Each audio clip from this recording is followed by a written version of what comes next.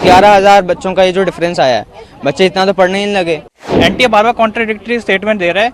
जिस दिन एग्जाम था उस दिन बोला कि एक ही जगह पेपर लेट हुआ है, बाकी जगह हमने स्मूथली कंडक्ट किया है।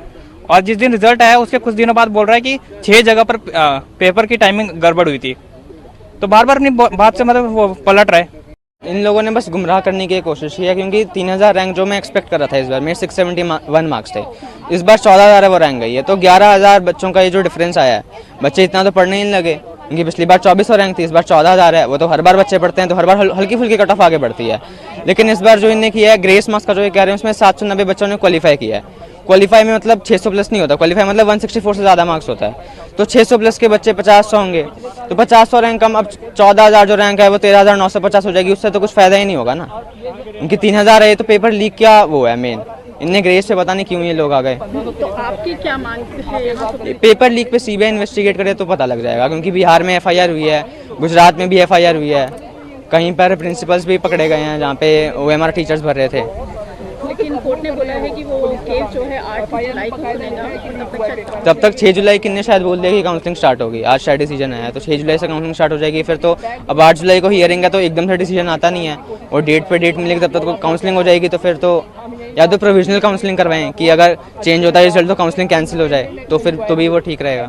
वो तो ठीक है कि 15,000 का या 16,000 का ग्रेस मार्क्स के लिए हो रहा है, लेकिन हमने और एक्सपेक्ट किया था, क्योंकि हमें क्लियरली पता है कि 16,000 से ज़्यादा अमाउंट है जिसमें ग्रेस मार्क्स दिए गए हैं। एक साल के अंदर इतना इन्फ्लेशन हो ही नहीं सकता। जैसे मेरे मार्क्स आए हैं 670 में मेरी रैंक एक्सपेक्टेड थी पिछले साल के ट्रेंड्स को देख के 3,000 के अराउंड, लेकिन इस बार आई 15,000 रैंक, जो इतने हाई कभी एक्सपेक्टेड ही नहीं थी, किसी ने सोची नहीं थी कि 5 टाइम्स इन्फ्लेशन हो जाएगा। तो इस पे हमें क्लियरली लग रहा है कि कुछ ना कुछ तो हुआ है। ये 1500 से ज़्यादा अमाउंट है जिसमें ग्रेस मार्क्स दिए गए हैं। लेकिन अभी तो ये बात की थोड़ा है कि कुछ तो किया अभी तक जो एनटीए ने किया है। अभी हम और एक्सपेक्ट कर रहे हैं कि और भी आगे करेंगे। सुप्रीम कोर्ट से आपकी क्या एक्सपेक्टेशन? सुप्रीम कोर्ट से बस यही एक्सपेक्टेशन है, जो करेंगे अच्छा करेंगे, जस्टिस दिलाएंगे हम सबको। पेपर लीक, आपको लगता है पेपर लीक हुआ था, उस पर आप क्या बोलेंगे? हाँ, पेपर लीक ऑब्वियस सी बात है हुआ था। पहली बात तो ये कि एनटीए ने जब विंडो क्लोज हो गई थी एडमिशन की विंडो क्लोज हो गई थी, तो 2 दिन के लिए दोबारा ओपन हुई थी, और कहते हैं एक ही सेंटर से 7-8 बच्चे टॉपर निकल रहे हैं। ऐसा कैसे हो सकता है? इसकी प्रोबेबिलिटी ऑलमोस्ट नील है, ऐसा हो ही नहीं सकता। तो ऑब्वियसली कुछ तो हुआ है यहाँ पर। जुलाई 8 को और एनटीए बार बार कॉन्ट्राडिक्टरी स्टेटमेंट दे रहा है। जिस दिन एग्जाम था उस दिन बोला कि एक ही जगह पेपर लेट हुआ है, बाकी जगह हमने स्मूथली कंडक्ट किया है।